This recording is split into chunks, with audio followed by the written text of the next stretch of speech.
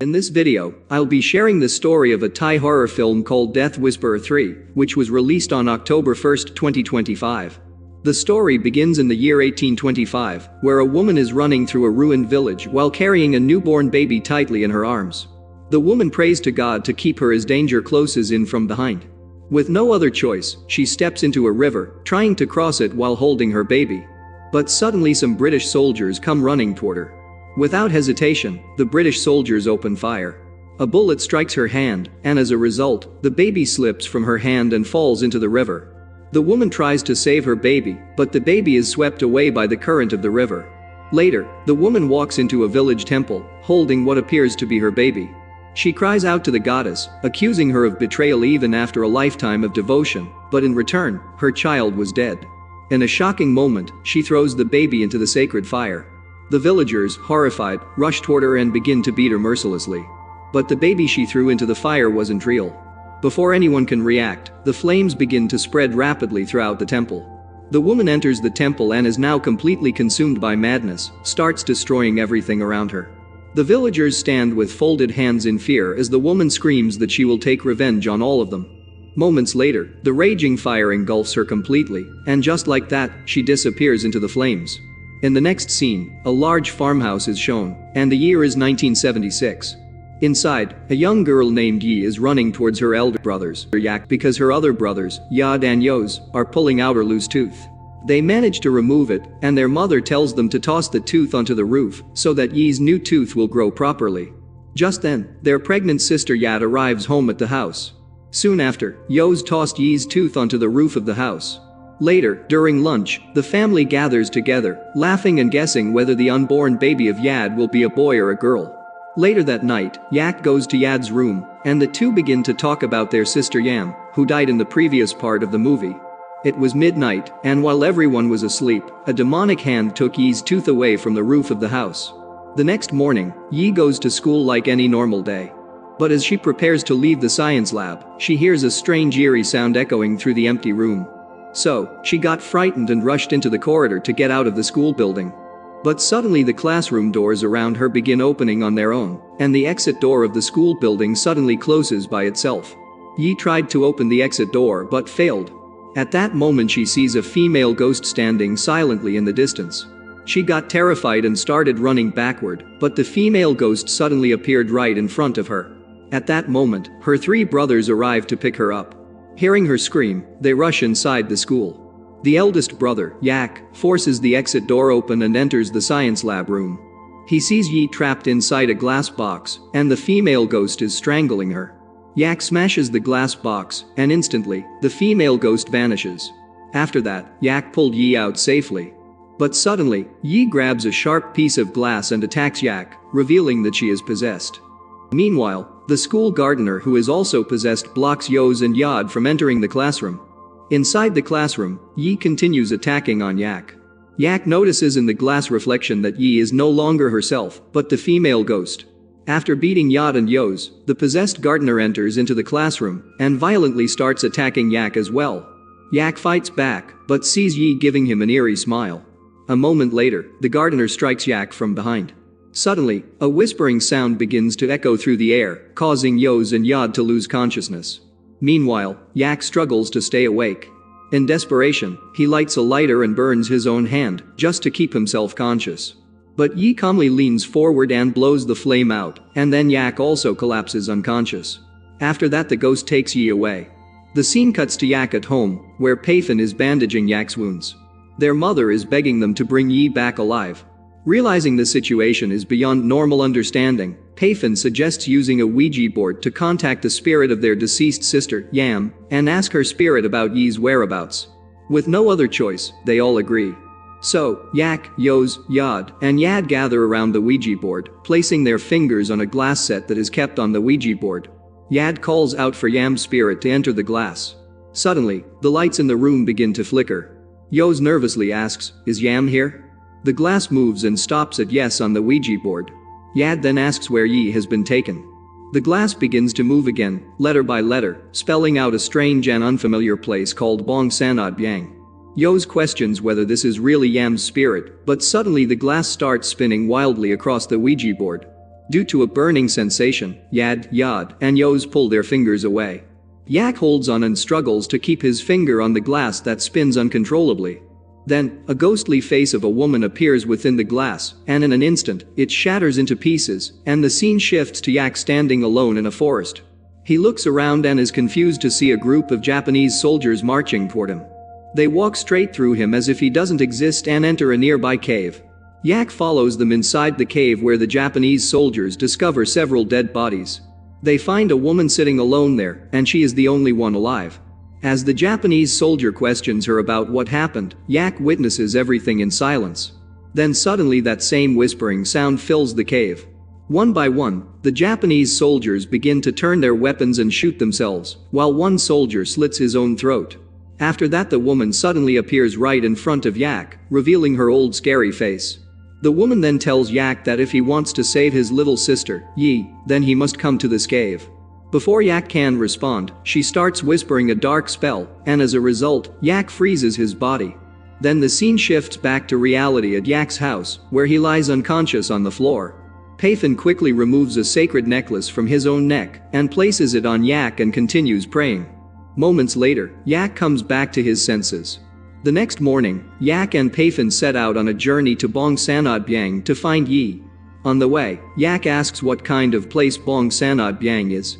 Pathan explains that it's not a place for the living, and only spirits and monsters live there. Meanwhile, Yi wakes up inside a dark cave that is filled with human skeletons. She got terrified and flee out of the cave and run deeper into the forest. Yak and Pathan finally arrive and reach a dense forest and stop their vehicle. Yak walks to the back of the jeep to grab supplies, but he is shocked to find his two younger brothers Yoz and Yad hiding inside. Yak gets angry, but Yoz explains that their father sent them to help him. Then four of them head into the forest together in search of Yi. As they cross a river, an unseen force drags Yad underwater, followed by Yoz and then Pathan. Yak is also pulled under where one female ghost attacks him. Without fear, Yak pulls out a knife and stabs the ghost, causing it to vanish. Then, he saves Yad by killing the ghost using the knife. Pathan tries to draw his gun, but it slips from his hand. Yak grabs the gun and shoots the ghost attacking Yoz. Pathan then brings out a sacred object, releasing a water tiger that drives the remaining ghosts away. After that, they all safely came out of the water and reached the other side of the river. Pathan says that the place Bong Sanat Byang should be nearby, but he does not know its exact location. Then they continue moving deeper into the forest. On the other side, Yi is running through the forest, but she suddenly sees two terrifying female ghosts in the distance. Before she could react, one of the ghosts attacked her. Yi grabbed a stone and hit the female ghost. The second female ghost rushed forward and grabbed Yi's throat. Yi bites its hand and manages to break free from the ghost. After that, she hid behind a tree while the female ghost continued looking for her. Then suddenly the female ghost appeared near Yi. So, she screams and runs away into the forest. Moments later, she collided with Yak. Yi got relieved and hugged him tightly, feeling she is now safe. However, Yi realizes he is not actually her elder brother, but a ghost pretending to be Yak. So, she grabbed a wooden log and stabbed it into his neck, but he kept smiling.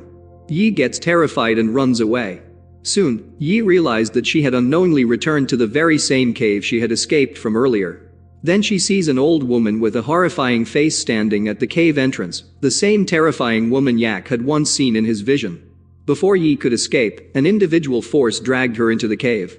Later that night, Yak and his group finally arrived at a remote village hidden deep within the forest. As they moved forward, a woman named Yakin and a man named Kongmu approached them. Yakin asked them who they were and why they had come. Yak quickly explained that they were searching for his little sister Yi, and asked for directions to the place called Bong Sanat Byang. Yakin warns them that Bong Sanat Byang is a forest of lost souls, and not an ordinary place. Then Yat asked why the village looks so empty.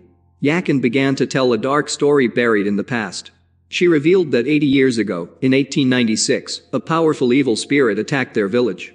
It attacked the young women and killed nearly all of them. The terror only ended when a monk managed to seal the evil spirit inside a coffin hidden deep within a cave. The monk warned the villagers that no one must ever enter the cave where the coffin is kept. For years, the village remained safe until 1942. During World War II, Japanese soldiers attacked the village. They forced the villagers to build a railway deep through the forest. Anyone who resisted or tried to escape was executed without mercy. Among them was a female shaman named Mai, who was consumed by anger after seeing the suffering of her village people. Mai could no longer endure the cruelty. In her desperation, she made a dangerous decision, that is to release the sealed evil spirit from inside a coffin and use it as a weapon. So, the villagers led by Mai gathered inside the cave where the coffin was kept, and they performed a dark ritual. Strange sounds start echoing through the cave, and terrifying things began to occur. The coffin began to move, and it creaked open on its own. Thus the evil spirit was finally free from the coffin. Then the evil spirit turned on everyone inside the cave, killing them one by one. It spares no one except the village shaman, Mai. After that, the evil spirit revealed its true horrifying form before Mai. Yakin explained that once this evil spirit was released, no one could control it. The villagers called this ghost as Dayu. Wherever the ghost of Dayu goes, it whispers a haunting chant that traps the living in a trance-like state, leaving them helpless. Yakin advised the group to rest for the night. She assured them that the next morning, she and Kongmu would guide them to Bong Sanat Byang. After saying that, she enters the hut to sleep. Yoz, Yad and Pafin also go inside the hut to sleep. As they leave, Yak suddenly hears his little sister Yi's voice calling his name from the dark forest. He goes to the forest to investigate the voice. Soon, he saw his little sister running through the trees. Then suddenly he sees her sitting silently behind a lone headstone. As he approaches, he sees Yi's eyes bleeding and knows she is not his real sister. So, Yak raised his gun and aimed at her. But before he could pull the trigger, Yak suddenly falls below and finds himself trapped inside a coffin. He hit desperately against a wooden lid, trying to escape, but fails. Meanwhile, Pafin, Yoz, and Yad noticed Yak had disappeared. So, they quickly began searching for him in the forest.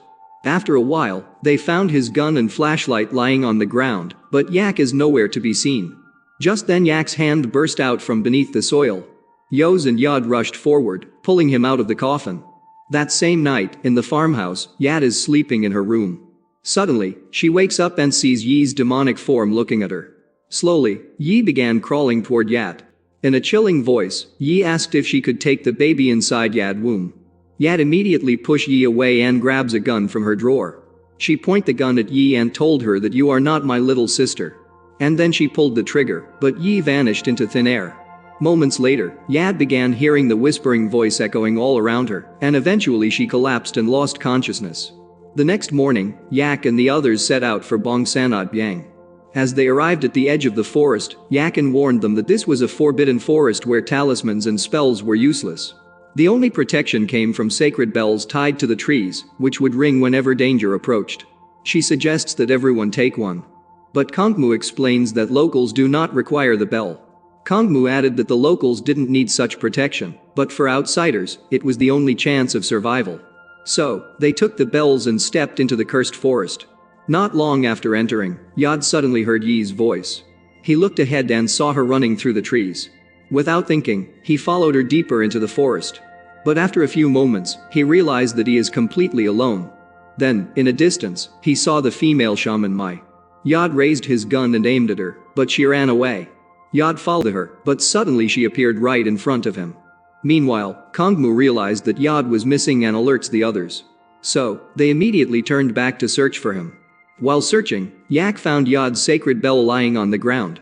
At that moment, strange, unnatural sounds echoed through the forest, and all their bells started ringing at once, indicating danger was near. Yak asked what those sounds were. Pafin explained that those were the sounds of ghosts known as the Pongkang. Then many Pongkang ghosts surround them. They fire gun, but their special bullet has no effect on those ghosts. Pafin warns that this ghost fears fire. Then, one of the Pongkang ghosts attack Yoz, but Kongmu rushes in and burns it using a wooden torch. Another ghost attacked Yakin, but Yak kills it using a fire arrow. After that, Yak borrows the bow from Yakin and shoots another fire arrow, killing another Pongkang ghost. Finally, another Pongkang appears. This time, Yak wraps a cloth around his hand and sets it on fire. When the ghost jumps at him, he delivers a powerful punch, killing it.